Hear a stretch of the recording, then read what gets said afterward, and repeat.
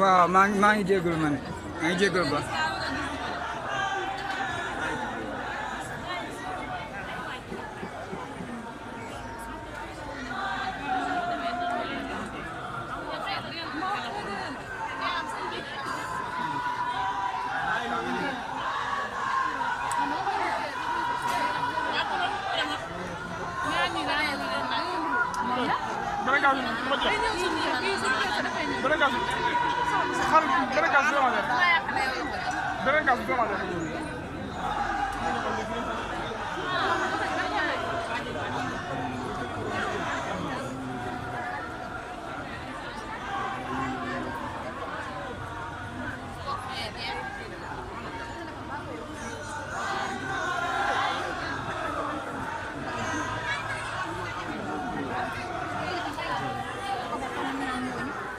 Cái phần đó thì mình phải